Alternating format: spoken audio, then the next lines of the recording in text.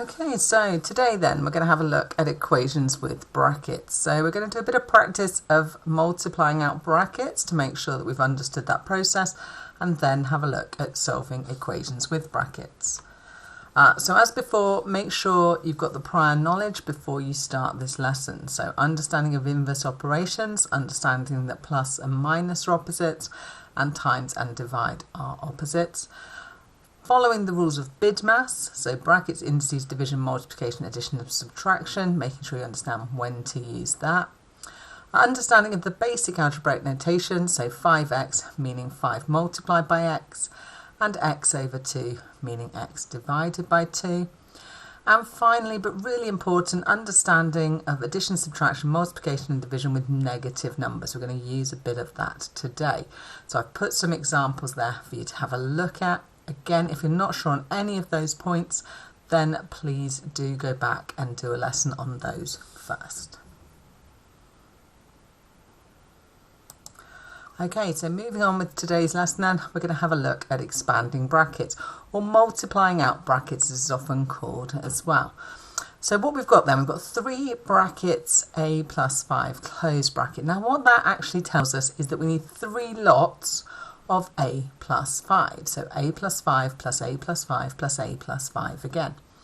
Now we could work it out in that way. That's fine as long as that number at the beginning is quite a small number. But if that were a larger number and I had to add all those together, it would take me a while. So as long as we understand that multiplication is simply repeated adding, we can use multiplication instead.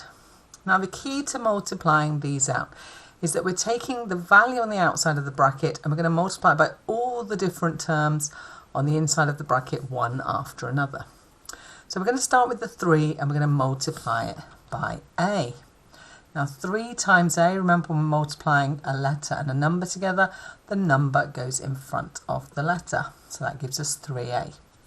We then need to go back and we're going to multiply the 3 by the positive 5. Now this is where our negative and positive number rules come in. We've got a positive 3, remember no symbol in front of it means it's positive, multiplied by another positive. So positive times positive gives us a positive answer, and 3 times 5 is 15, so we get plus 15. Now we can't combine those together, 3a and 15 are not like terms, so that's our final answer. Let's have a look at the second example then. So the only thing that's changed here is that we've got the number before the letter in the bracket and we've changed our symbol from a plus to a minus. But we're going to follow the same rules. So we're going to take the value outside the bracket and multiply by the first term. So 3 times 4 is 12. And we're going to take the value outside the bracket and multiply it by the second term. Now we've got a positive 3 multiplied by a negative. A positive multiplied by a negative will always give us a negative. 3 times b is 3b.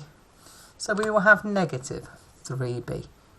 Now we're going to leave them in that order. So don't worry about having to have the letters first and the numbers at the end or alphabetical order at this point. We're just trying to practice multiplying out the brackets first.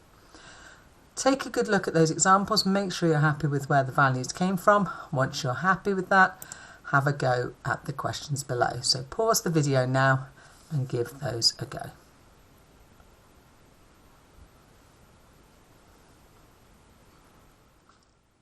Okay, let's have a look at the solutions for those then. So check through your answers, make sure you're happy with all those different types.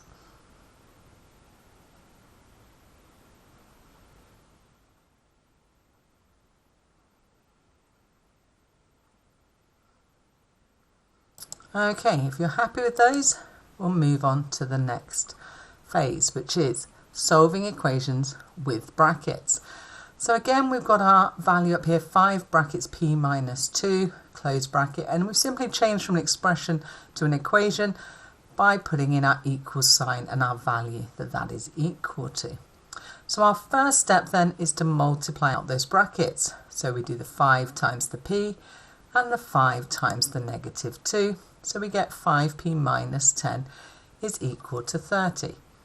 We can now draw our function machine as before. So starting with our value, our input, which is going to be the letter P this time. So we've got P. We've multiplied it by 5, subtracted 10, and have an output of 30. So let's do the reverse of that. So 30, we're going to add 10 and divide by 5. 30 plus 10 is 40. 40 divided by 5 is 8. So P should equal 8. As always, it's worth checking. So we'll substitute P back in to our equation. So we've now got 5 brackets. 8 minus 2 brackets equals 30. So again, we need to use our BIDMaths this time.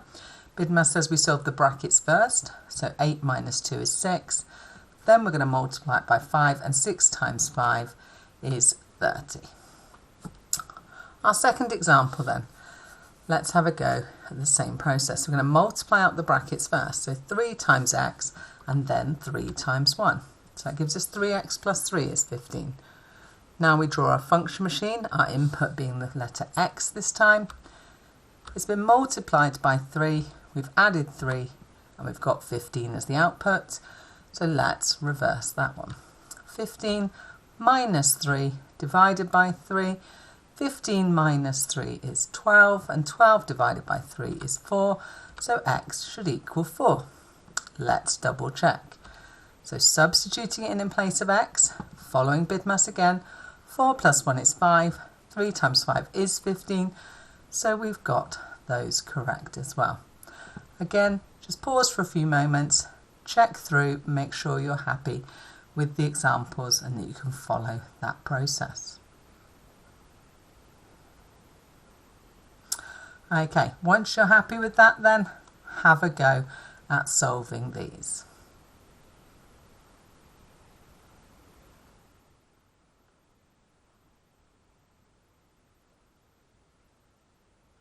Okay, let's have a look at the solutions for those then. So check those through, make sure you've got those answers. If you haven't got those answers, then go back and check your process again.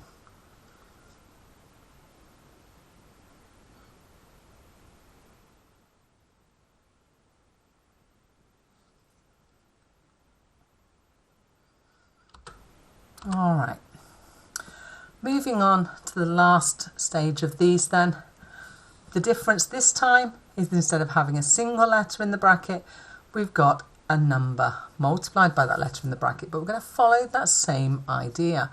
So we're going to multiply what's outside the bracket, which is a 4, by 2x this time. So 4 times 2x is 8x, and then we go back and multiply the 4 by the negative 3, giving us negative 12, and that equals 20.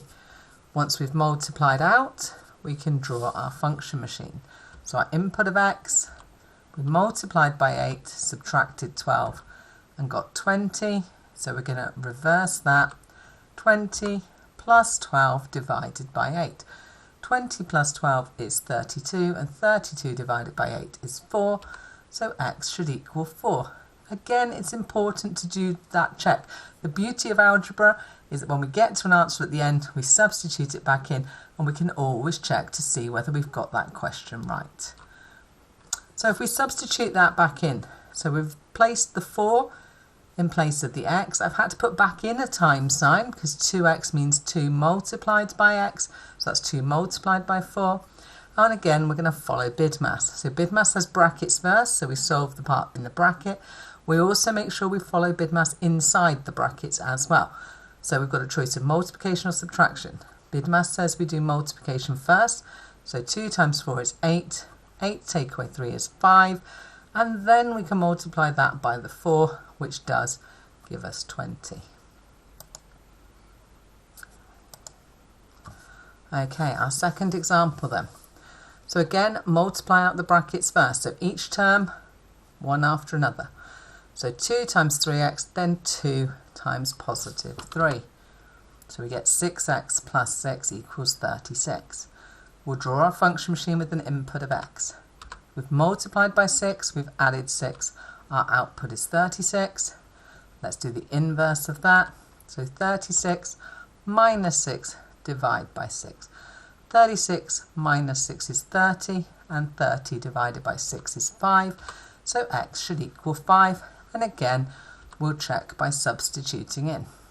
So following BIDMAS then, brackets first, we do the 3 times the 5, which is 15, so 15 plus 3 is 18, then we're going to multiply that by the 2, so we get 36, which is the correct answer. Take a moment, check your full understanding of that, and then have a go at these questions.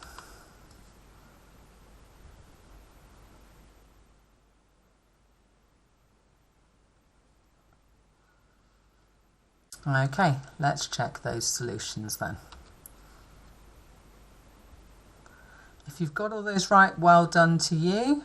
That means you are excellent at multiplying out the brackets and solving linear equations. Okay, finally then, a bit of a puzzle for the end, so an arithmegon.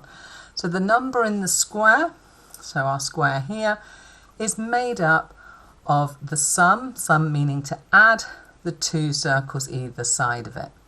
So what we need to do then is to form an equation for x and to solve it, then form one for y and solve it, and then find the value of z. So again, pause the video, have a go for yourself.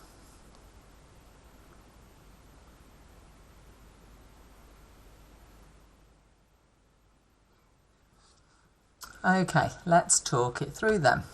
So to start with, we're going to form an equation for x. So we know that the x plus the 6 has to add to the 8 in the middle. So x plus 6 is 8, then x must be 2. Once we know that one, we can form an equation for y. So the y plus the 2 must equal 7, which means that y must equal 5. And once we have that, we know the other 2 circles, the 6 plus the 5 has to equal z, and 6 plus 5 is 11. Thank you for watching. See you next time.